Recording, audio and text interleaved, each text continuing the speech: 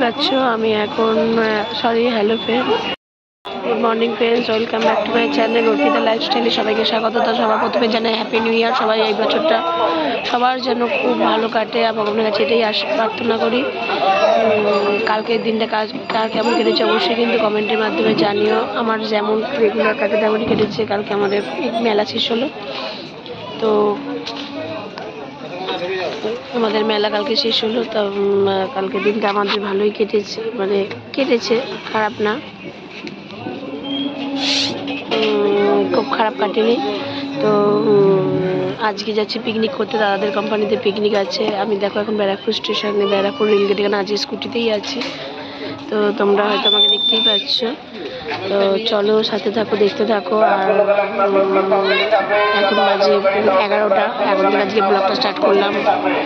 আজকে নিশ্চয়ই সবার অনেক প্রোগ্রাম আছে, সবাই সুস্থভাবে ভালোভাবে কাটিও। আর অবশ্যই মাস্কটা এখন ইউজ করো, কারণ সবাই জানো মোটামুটি যে করোনাটা আবার বেড়েছে।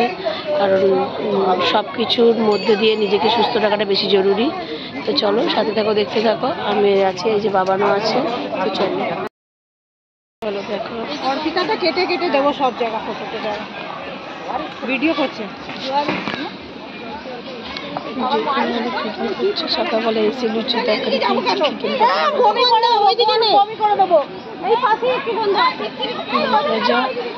খেয়েছি, কফিটা খাইনি। এই যে রান্না হচ্ছে, সব বসে করছে।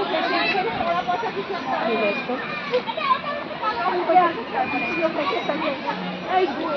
দেখো সবাই ঘুরতে বেরিয়েছে, আর বাবা দিকে খেয়েছে।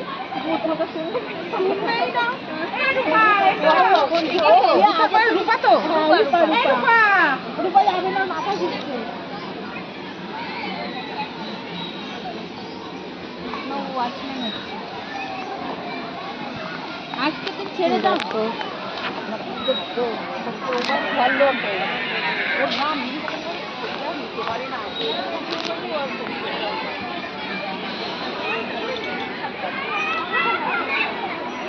দেখো সবাই খেলছে, এখানে পার্কের মতনও রয়েছে।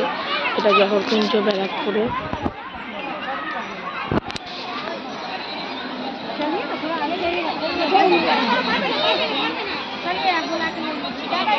দেখো আর ওই যে বাবান।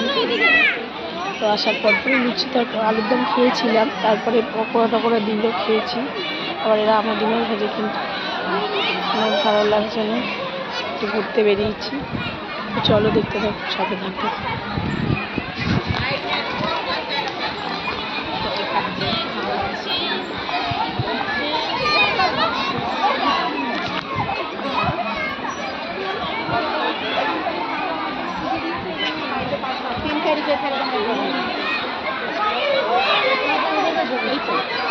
পিছনগুলো তুলছে রে, পিছন তুলছে।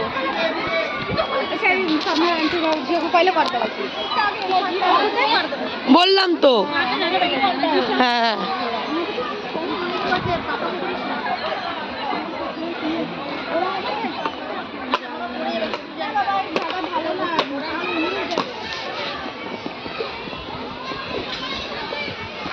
ওই যে ফুলের বাগান, এটা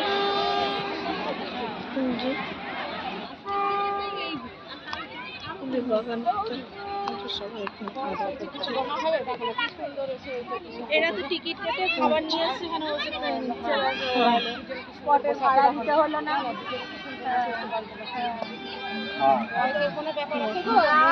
মনের আনন্দটা মনটাই যাচ্ছি গান্ধীঘাট দেখতে, গান্ধীঘাট দেখতে যাচ্ছি। আর এই দেখো আমি এখন জহরকুঞ্জটা পুরোটাই তোমাদেরকে দেখাচ্ছি। আমি বলেইছিলাম যে পিকনিক করতে গেলে সব দেখাবো।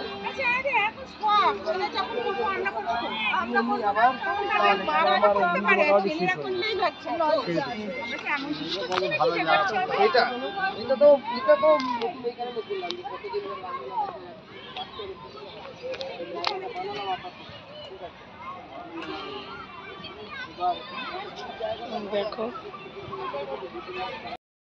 দেখো এই একটা প্লট, এই একটা স্পট হচ্ছে কুঞ্জর আর ওই যে গান্ধীঘাটের চূড়া দেখা যাচ্ছে, আমরা ওইখানে যাচ্ছি। তখন আপনাদের দেখো এখানে হয়তো আই থিঙ্ক কিছু থাকতো, সেটা দেখতে পাচ্ছি না।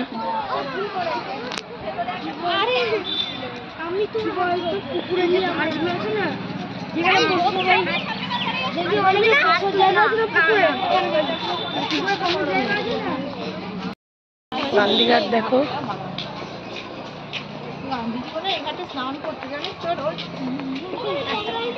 এই জন্য গান্ধীঘাট নাম করেছে। উনি আসেনি এখানে, ওনার ধুতিগুলো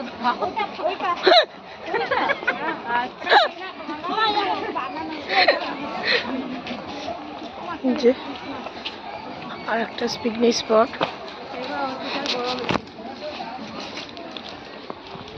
এটা আর একটা পিকনিক স্পট। আর এই যে গান্ধীঘাট রাস্তাগুলো দেখো।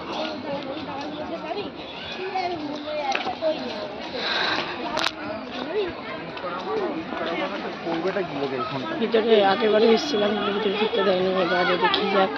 এবারে ঢুকতে দিয়েছে। প্রচুর ভিড় হয়েছে মানুষের, যেহেতু আজ 5 জানুয়ারি সবাই ঘুরতে এসছে, পিকনিকে এসছে, প্রচুর মানুষের ভিড়। চলো তোমরা দেখতে পাচ্ছ, দেখো আমি পুরোটাই দেখাচ্ছি তুলে ধরে। এই যে একটা স্পটে বসে রয়েছে, এই ধরে নেবে, এই যে ছোট সালমান খান ধরে নেবে, দাঁড়াও।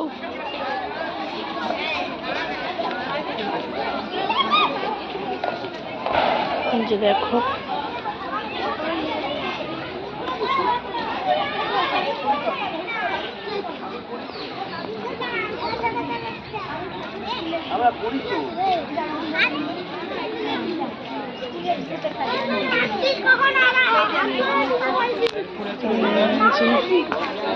কত সুন্দর যে পরিবেশটা, এখানে না আসলে বুঝতে পারবে না।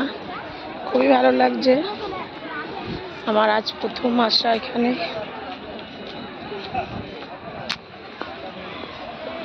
খুব রোদ।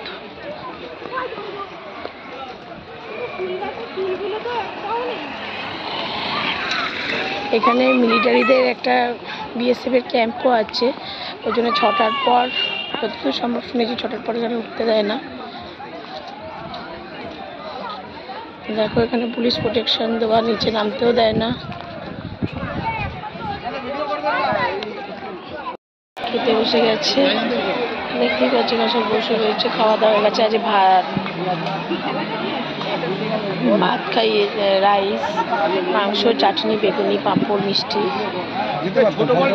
চলো চলো সবাই খেয়ে করছে, আর এই যে সবাই খেয়ে দিয়ে বসেছে, গল্প করছে।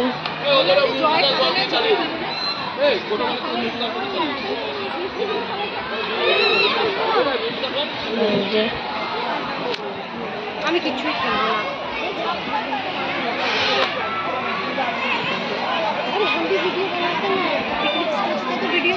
আমি চলে এসেছি, এই মাত্র এলাম।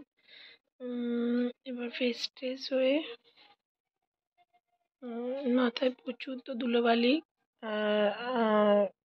আসার সময় ওরা মিউজিক বল খেলেছে, বাবান সেকেন্ড হয়েছে, বাবান একটা পেন পেয়েছে। খাওয়া দাওয়া তো অনেকক্ষণ শেষ হয়েছিলো, পরে কোল্ড ড্রিঙ্কস দিয়েছিল। আমি রাইসটা খাইনি, একটুখানি খেয়েছি, আর ভাত, নর্মাল ভাত খেয়েছি একটুখানি।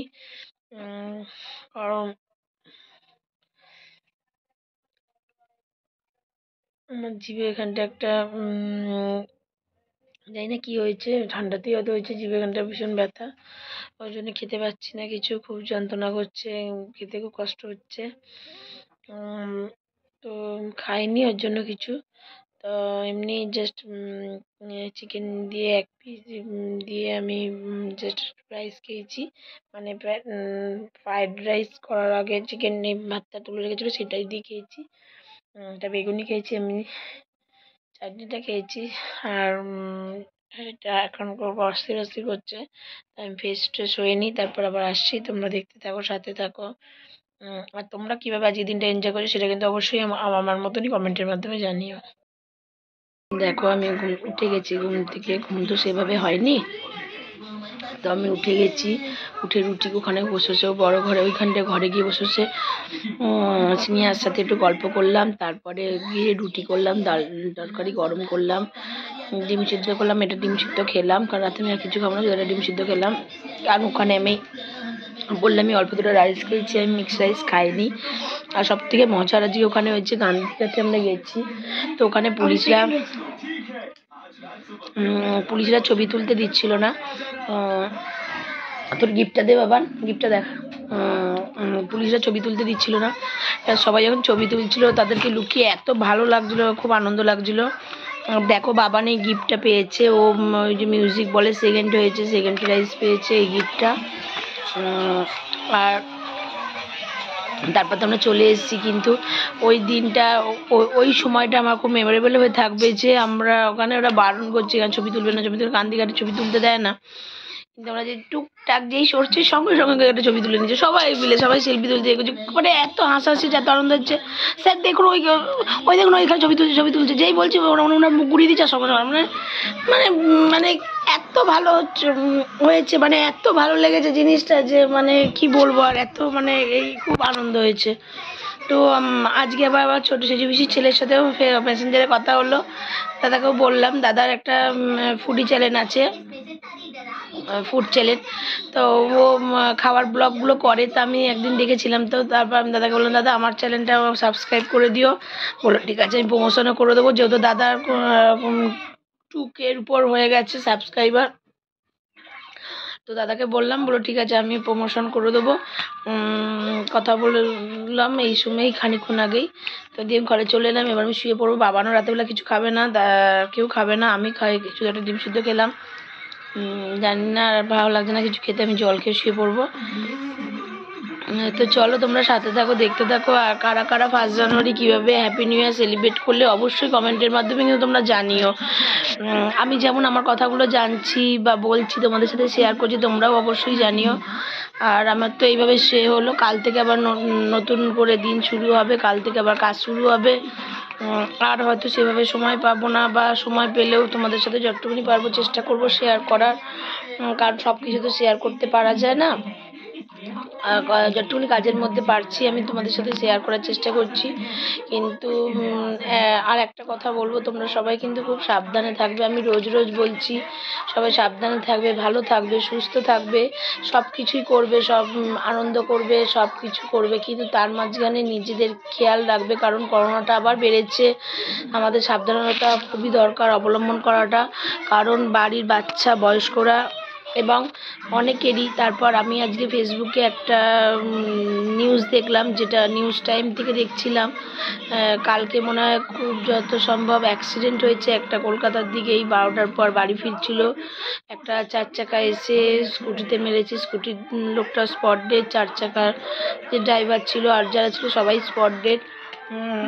দেখে খুবই কষ্ট লাগছিল, মানে নতুন বছর পড়ার সাথে সাথেই একটা দুঃসংবাদ।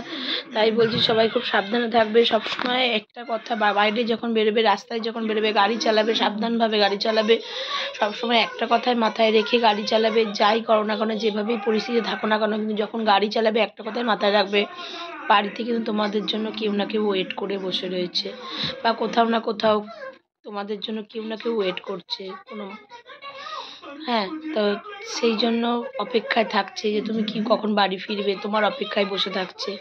বিশেষ করে প্রিয় মানুষের থেকেও সবথেকে বড় কথা বাবা মা জিনিসটা, বাবা মার মতন কেউ পৃথিবীতে কেউ কারোর ভালো চায় না, এবং বাবা মার মতন কেউ কারোর জন্য এত অপেক্ষা করে না, বা কোথায় গেল কি হলো।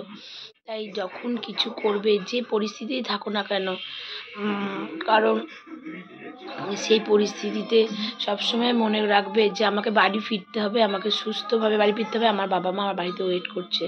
সেই বয়স্ক মানুষগুলো কিন্তু তার সন্তানের জন্য ওয়েট করে। তাই সবাইকে বলবো একটু সাবধান থাকবে, একটু সাবধানতা অবলম্বন করে আনন্দ করবে। এমন আনন্দ অবশ্যই করবে, কিন্তু মাথায় এটা রাখবে যে আনন্দটা যেন নিরানন্দে পরিণত না হয়। এই মেসেজটা আমার সবাইকে দেওয়ার খুব দরকার ছিল, কারণ কাছের মানুষ হারানোর কষ্টটা যে কী সেটা আমি খুব ভালোভাবে বুঝি। বুঝি বলেই আমি তোমাদের সাথে এই কথাটা বারবার শেয়ার করি, কারণ আমি চাই না যে আমার যারা বন্ধুরা আছো, আমার যারা সাবস্ক্রাইবাররা আছো, যারা আমার ভিডিওগুলো দেখছো, লাইক করাটা লাইক করাটা না করাটা বড় কথা না, কমেন্ট করাটা না করাটা বড় কথা না, শেয়ার করাটা না করাটা বড় কথা না, কিন্তু যারা আমার ভিডিওটা দেখছে তারা তো এইটুকুনি দেখতে পাচ্ছে যে আমি একটা মেসেজ দিচ্ছি। তাই জন্য তাদের কাছে আমার রিকোয়েস্ট বলতে পারো, ছোট বোন ভেবে, দিদি ভেবে, হ্যাঁ, রিকোয়েস্ট করছি তোমাদের কাছে, তোমরা একটু সাবধানতা অবলম্বন করে চলো, কারণ আমাদের এখনকার পরিস্থিতি খুবই খারাপ। সে করোনারই বলো বা এই যে অ্যাক্সিডেন্ট হচ্ছে, কত প্রিয় মানুষকে হারিয়ে ফেলছে সবাই। হ্যাঁ, যেহেতু আমি নিজে হারিয়েছি, আমি সেই কষ্টটা খুব ভালোভাবে ফিল করতে পারি যে আজকে নিজের মানুষ না থাকলে, কাছের মানুষ না থাকলে যতই সবাই থাকুক না কেন, কিন্তু বাবা মাই হয় এবং কাছের মানুষ কাছের মানুষই হয়। সে তাদের জায়গাটা কেউ নিতে পারে না, কেউ না, দুনিয়ার কেউ নিতে পারে না। সে যেই আসুক না কেন, তাদের জায়গাটা তাদের জায়গায় থাকে। তাই বলবো, যতই আনন্দ করো, করো, বারবার বলছি একটু সাবধানতা অবলম্বন করো। এইভাবে নিজেদেরকে অকালে হারিয়ে যেতে দিও না কোনো কিছুর মাধ্যমে। হয়তো যেই অ্যাক্সিডেন্টটা হয়েছে হয়তো তারা সুস্থভাবে ছিল না, কারণ সেই কারণেই হয়তো বেপরোয়াভাবে গাড়ি চালানোর ফলে হয়েছে, কিন্তু চলে তো গেল। কার বাড়িতে সে কী অবস্থা হচ্ছে তার বাড়িতে, সেটা জানি না। তো যাই হোক, তো তোমরা ভালো থেকো, সুস্থ থেকো। আর আমার শরীরটা যে প্রচণ্ড টায়ার্ড, কারণ জানোই আমি মালদা গেলাম, মালদা থেকে এসে দীঘা থেকে, যেদিন দীঘা থেকে এসেছি ওইখানে বিটি রোডে নেমে গেছি। বাস থেকে নেমে আমি অর্ধেক রাস্তা বাস থেকে নেমে আমি মেলায় অ্যাটেন্ড করেছি, মেলা করে বাড়ি এসেছি, কন্টিনিউ আমার চলছিল। আমি আর পারছি না, আমার শরীরটা আজকে ভেবেছিলাম আজকে দিনটা পুরো রেস্ট করবো, কিন্তু পিকনিকের জন্য যেতে হয়েছে, বাবান যাচ্ছিলো, আর ও যা দুরন্ত, ওর জন্য যেতেই হয়। তো এই কারণে আমার বলা যেন, এই জন্যে ব্লগটা এই পর্যন্তই থাকলো। কালকে আবার নতুন ব্লগ নিয়ে আসবো। সবাই ভালো থেকো, সুস্থ থেকো, আর সাবধানে থেকো। চলো, টাটা।